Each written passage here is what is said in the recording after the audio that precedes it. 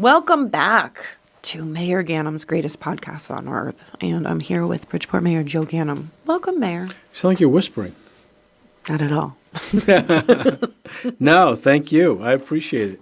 And I think it's going to be fun to talk for a few minutes. I mean, whatever topic you want to pick, I would love to talk about the city and what we're doing. And I'll let you lead. Okay, thank you. So it's springtime there with spring in Bridgeport, which is super exciting. We get to see things like, I'm going to actually go off topic for a minute because I'm going to mention something, and I know you know a lot about this. Maybe.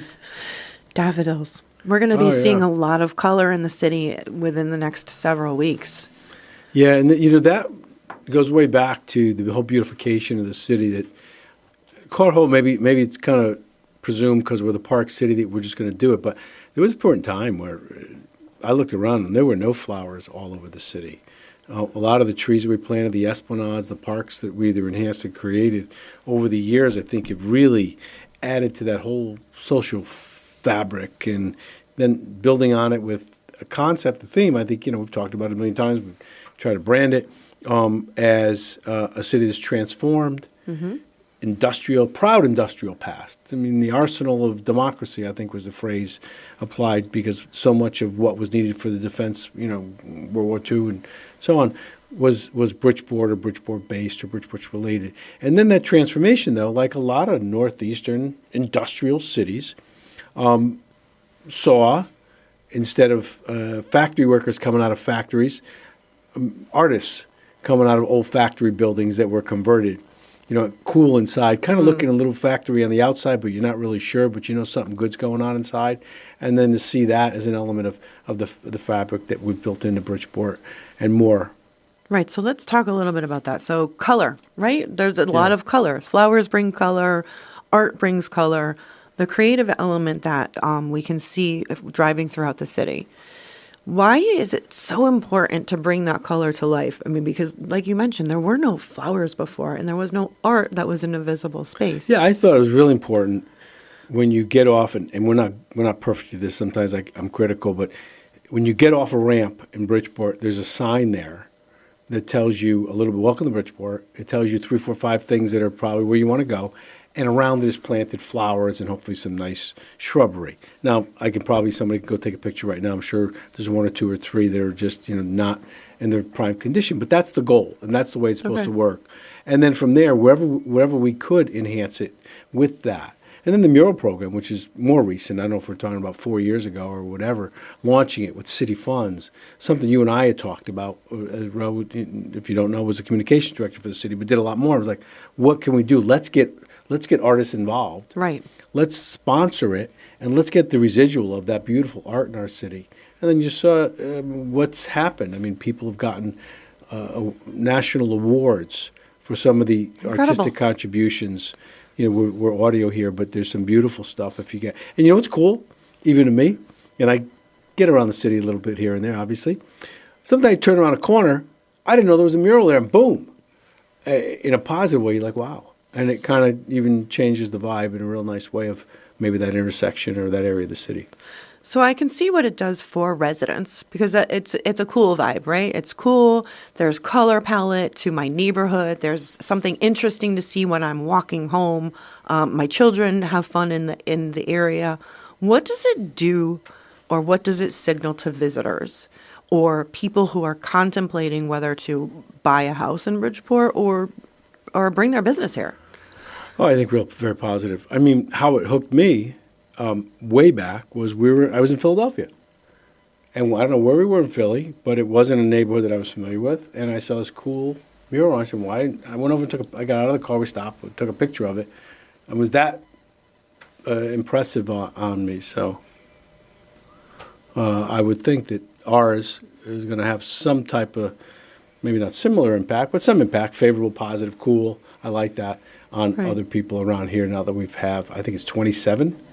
50. 50. Okay, see? They're still jumping up around the corner. 50, isn't it amazing? Pretty cool. Yeah.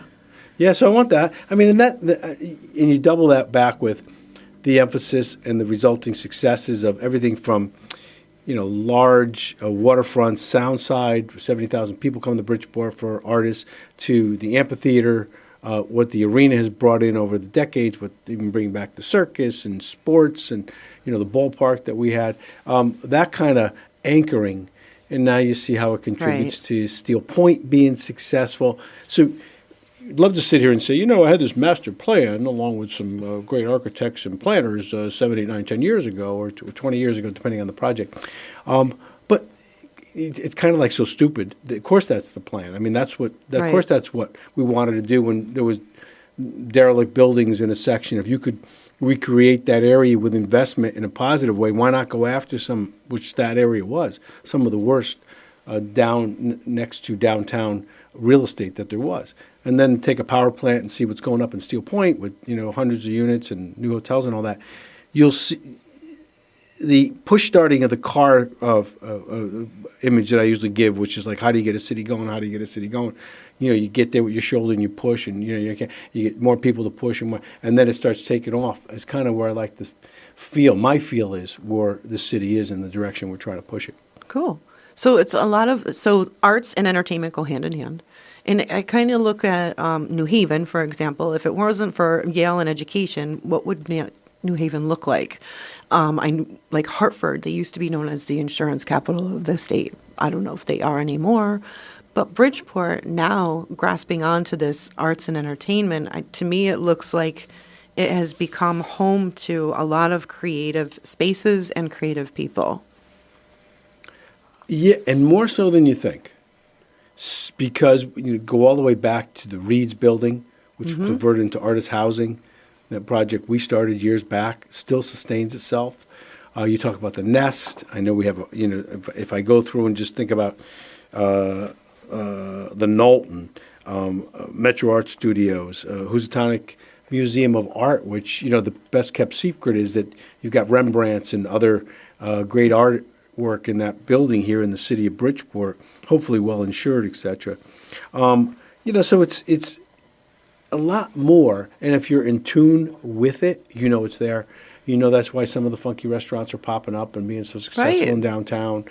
And it's a younger crowd, which is what we want, along with I think what a great population mix throughout all of our neighborhoods, each in many ways, grasping sometimes an identity that is unique to that part of the city. It's kind of a cool thing, and when it's done in such a positive way. And the murals kind of reinforce that, if you look at some of them. Absolutely. Absolutely. And if you were to tell somebody who was visiting Bridgeport for the first time what to say about the art or the artists? We want you to become, if you're an artist or are fond of art, we'd like you to come and visit, but contribute if you want to. We have opportunities. I think there's a new RFP or public offering for mural artists, so you can paint.